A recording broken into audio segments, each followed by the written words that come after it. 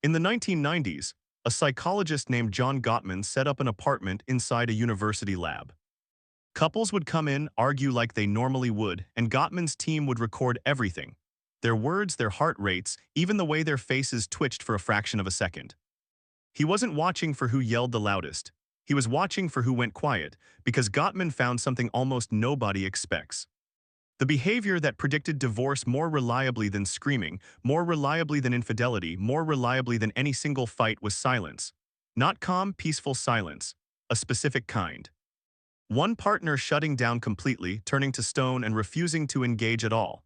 He called it stonewalling. And once he could spot it, he could predict, with over 90% accuracy, which couples in the room would still be together 15 years later, and which ones wouldn't. This is the story of the fight that isn't a fight, the one that looks like peace and ends like a divorce. To understand why silence is so dangerous, you have to understand what Gottman was actually looking for. Starting in the 1970s, Gottman and his colleagues began recording real couples in conflict, thousands of hours of footage, encoding every gesture, every word choice, every shift in tone. Over decades, a pattern emerged. Most relationships don't fail because of one catastrophic betrayal. They fail because of four specific communication habits that show up again and again in the small arguments, the ones about dishes, about money, about who forgot to call the plumber.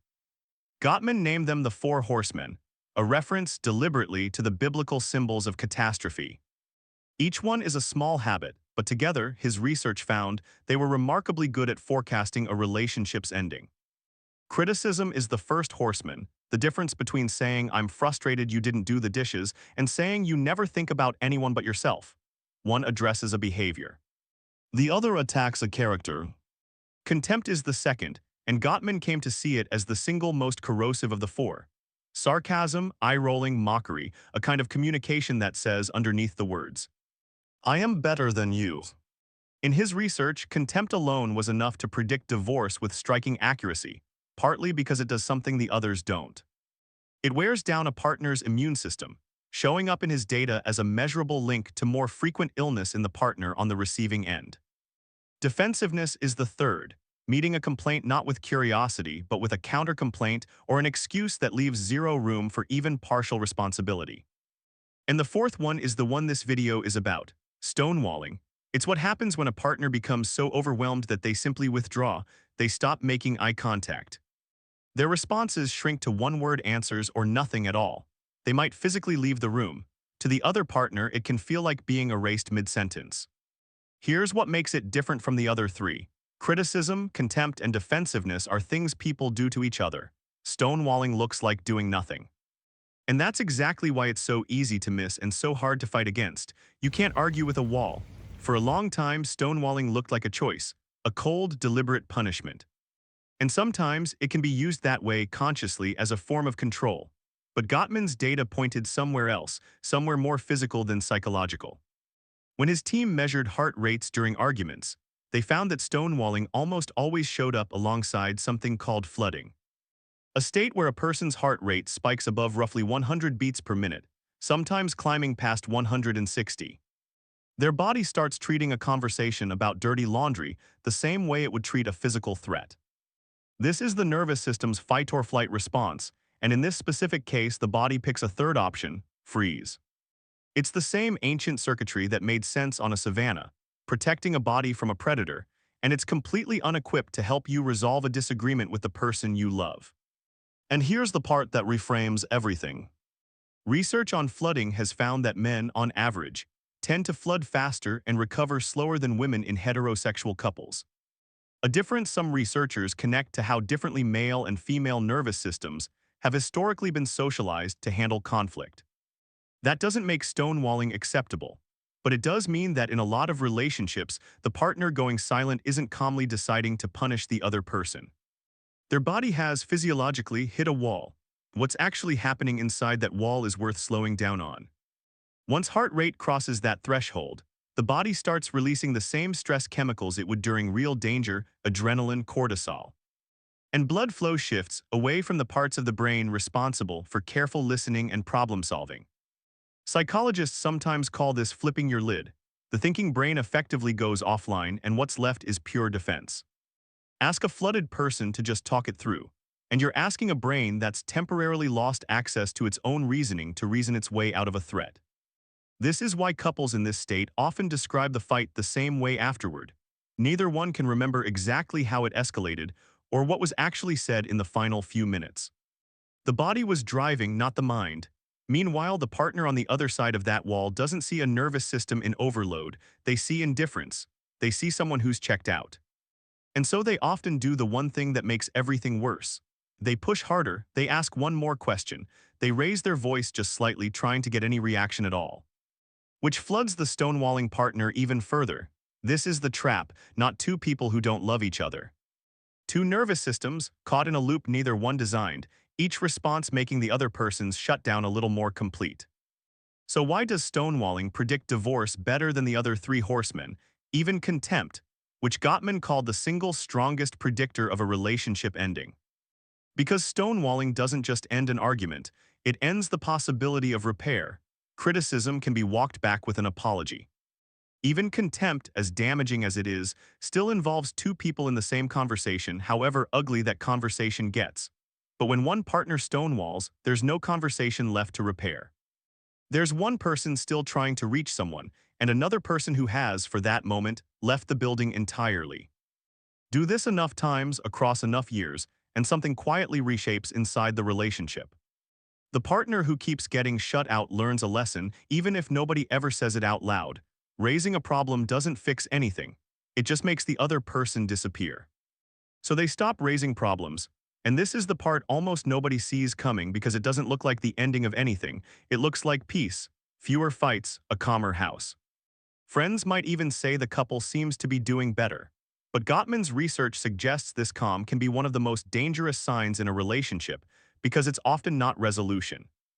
It's withdrawal on both sides dressed up as harmony. The problems didn't go away. The people just stopped believing the problems could be talked about at all. By the time one partner finally says the word divorce, it rarely lands as a shock to them. It's often the last sentence of a conversation that, in every way that mattered, ended years earlier. The day silence became the answer to conflict, instead of a break from it.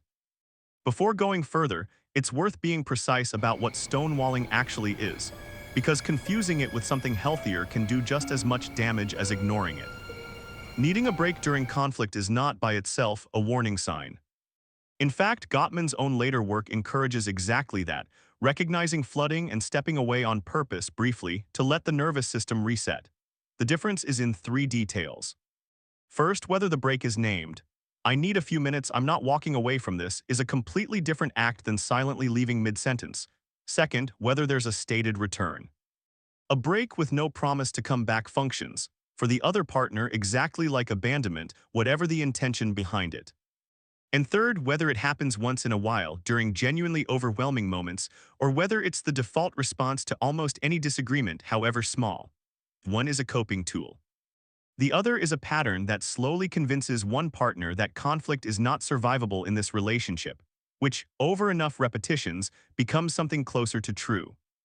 There's a number from Gottman's research that surprises almost everyone who hears it for the first time. The couples in his studies who stayed together happily weren't the ones who avoided conflict. They fought about the same things as everyone else: money, family, chores, often for years without fully resolving them. What set them apart wasn't the absence of friction. It was something Gottman called the repair attempt, small, sometimes clumsy gestures made in the middle of an argument to de-escalate it. A joke, a hand reaching for the other person's hand. Even just the words, "Can we slow down for a second?" In stable relationships, these attempts get noticed and accepted, even when they're a little awkward. In relationships heading toward divorce, the same gestures tend to get missed entirely or waved off, because both partners are already too flooded to register them. Stonewalling doesn't just end individual arguments badly. It quietly destroys a couple's ability to make and receive repair attempts at all, because repair requires two people still in the room, emotionally, with each other. A wall can't catch a hand reaching for it. This is why the calm, conflict-free version of a struggling relationship can be more fragile than the loud, messy one. The loud couple is still, in some clumsy way, trying to reach each other. The silent one may have already stopped. Here's the part that matters most. Stonewalling is not a character flaw, and it's not a life sentence for a relationship. Gottman's own later research is optimistic about this. Couples can and do learn to interrupt the pattern. But it starts with treating it as what it actually is, a physiological state, not a moral failure. The first shift is learning to recognize flooding before it takes over completely, the racing heart, the tunnel vision, the urge to just leave the room. Once that's recognized, the second step is what researchers call a structured break, naming it out loud, something as simple as "I'm flooded. I need 20 minutes," instead of vanishing without a word. 20 minutes, roughly, is the low end of how long it actually takes a flooded nervous system to physiologically settle back down. The partner on the other side has a role here too, and it's the harder one. Letting the break happen instead of chasing it, trusting that a pause is not the same thing as abandonment. And for the partner who tends to flood and shut down, there's a second piece, coming back. A break without a return isn't a repair strategy, it's just stonewalling with a name attached to it.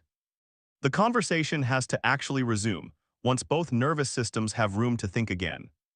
There's a second, quieter practice worth building alongside the structured break, deliberately rebuilding the habit of small repair attempts even outside of conflict. A relationship that practices noticing and accepting small gestures of reconnection on ordinary days is, according to Gottman's research, far better equipped to make and receive those same gestures under real pressure. The skill doesn't appear for the first time in the middle of a fight. It has to already exist. None of this is about winning the argument about the dishes.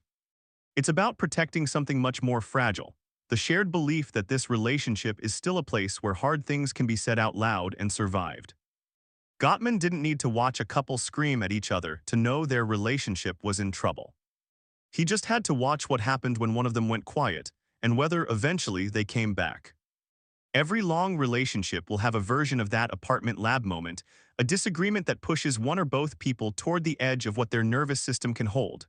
That isn't the failure. What decides where the relationship goes from there is smaller and quieter than either partner usually expects.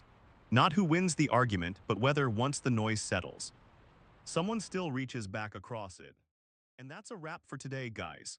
Take some time to check if this affects your relationship, your life, or anyone around you, and start taking note of the hidden patterns around you.